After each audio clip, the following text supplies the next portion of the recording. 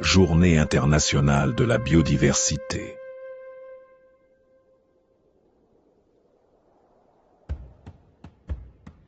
Le Cameroun, une terre de contrastes, un monde en miniature, de l'océan Atlantique qui caresse nos rivages jusqu'aux confins arides du bassin du lac Tchad.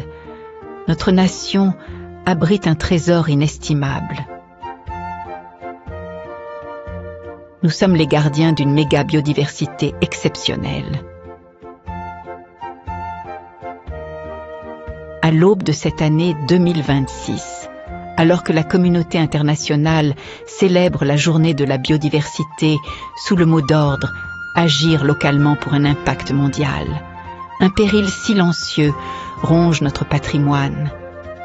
Face aux assauts des dérèglements climatiques et à la pression d'une activité humaine en quête de survie, nos terres s'épuisent.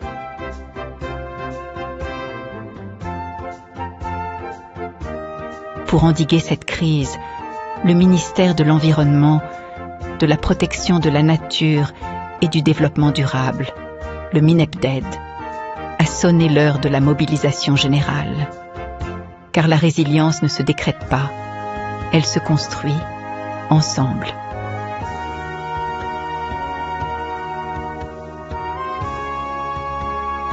Le sanctuaire originel.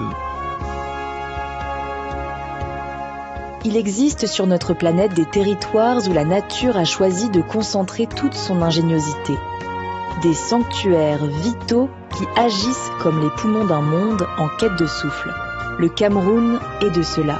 Reconnu par la science comme une véritable Afrique en miniature, ce territoire abrite à lui seul près de 92% des écosystèmes du continent. 22 millions d'hectares de forêts denses, des milliers de kilomètres de cours d'eau et une mosaïque d'habitats allant des savanes sèches aux montagnes nébuleuses.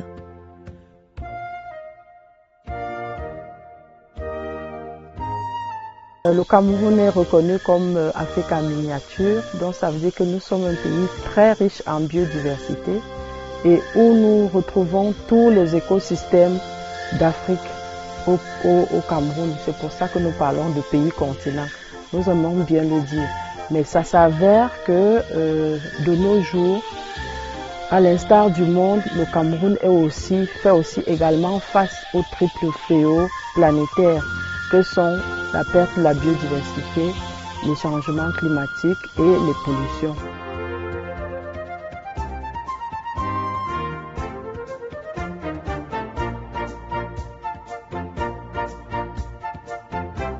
Mais cette hyperdiversité n'est pas seulement un trésor national, c'est une responsabilité planétaire. Et sur notre sol, le temps presse. Les projections économiques et démographiques annoncent des bouleversements majeurs. L'expansion agricole, nécessaire pour nourrir une population croissante, et l'étalement industriel grignotent chaque jour le domaine forestier permanent. L'équilibre entre le développement humain et la sanctuarisation de notre nature est devenu le défi absolu de notre décennie.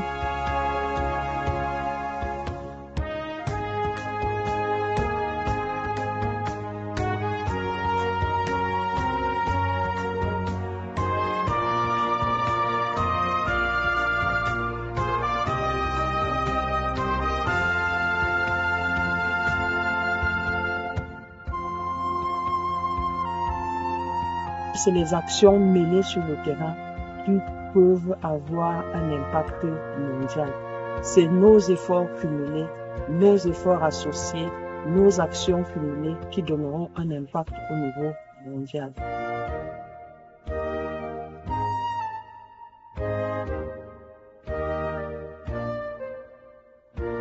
Je m'appelle Barka. Pour que mon village ne soit pas dégradé par l'érosion, je dois mettre les terrasses et faire le reboisement dans mon village et ne pas couper les arbres. Je ne dois pas mettre le feu de brousse dans mon village. Le diagnostic de l'urgence.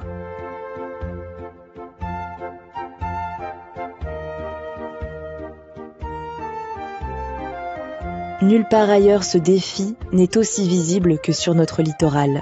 L'estuaire du Cameroun, berceau des palétuviers les plus majestueux d'Afrique, étouffe.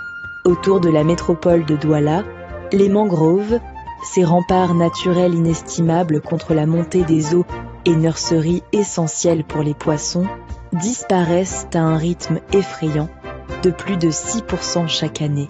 Prises en étau entre une urbanisation galopante et le besoin désespéré en bois de chauffe des communautés précaires, les mangroves se meurent, les oiseaux fuient, les poissons disparaissent. L'écosystème côtier, véritable bouclier climatique, s'effondre sous nos yeux. La mécanique de l'espoir.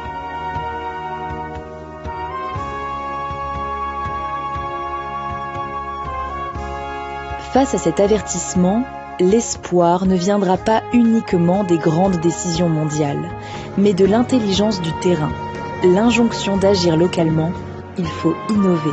C'est le pari audacieux de l'association Aprema, soutenue par la Fondation CETEC. Leur mission, la réhabilitation participative de 6 hectares de mangroves. Mais leur méthode ne repose pas que sur la botanique. Elle repose sur la compréhension de la détresse humaine. Nous sommes sur un vaste projet de reboisement en partenariat avec le ministère de l'Environnement. Au niveau de Douala, nous mettons à disposition 6 hectares de terre pour lutter contre la destruction évolutive de nos forêts de mangroves.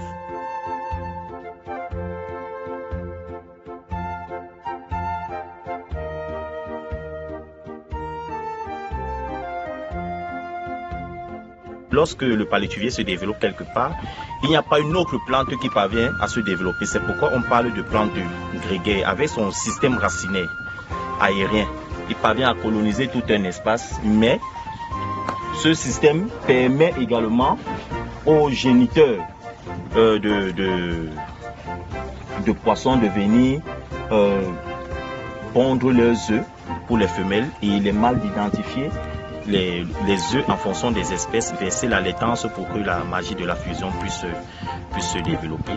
Et ce sont ces racines-là, c'est ce système racinaire-là qui attrape par exemple la vase. La mangrove régule le niveau du sel en pompant l'excédent de sel pour permettre un écosystème de vie adéquat pour les alevins. Cette mangrove-là va nous servir au niveau de la lutte contre la submersion côtière.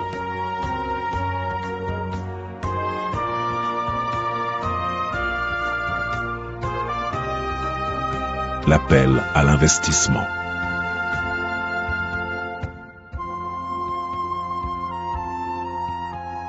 Nous avons la chance d'avoir des multiples écosystèmes au Cameroun. Et c'est à ça que c'est important la gestion durable de nos écosystèmes. Par exemple, on parlera là de l'écosystème d'eau douce qui englobe les rivières, les sources d'eau que nous avons. Et nous voyons ce que la mauvaise gestion peut entraîner.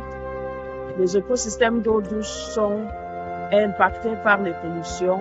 Ils reçoivent toutes les pollutions qui viennent des bassins versants suite aux activités anthropiques comme l'agriculture par exemple. Et la déviation de ces cours d'eau peut également entraîner un peu ce que nous voyons ici aujourd'hui, les zones d'inondation, parce qu'un cours d'eau a été dévié, ça crée une zone d'inondation et ça contribue à la destruction de l'habitat et modifie également l'usage des sols que nous pouvons avoir. Pour l'importance de voir comment est-ce que nous devons gérer durablement nos écosystèmes. Et cela interpelle effectivement tout le monde.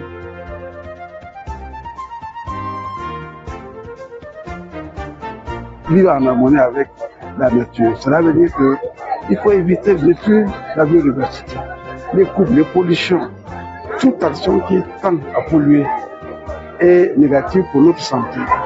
En le faisant, nous devons voir aussi nos enfants, les gens qui vont venir après nous.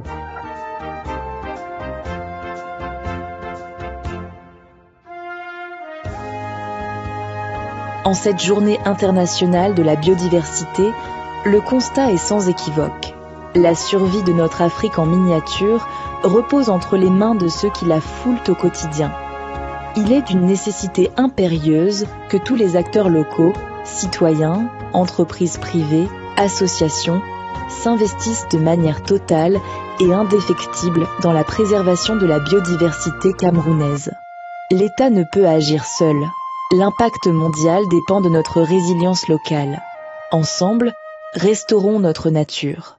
Non pas seulement pour honorer les traités internationaux, mais pour garantir que la génération future hérite d'une terre vivante, généreuse et porteuse d'espoir. Agissons localement, pour eux, pour le monde.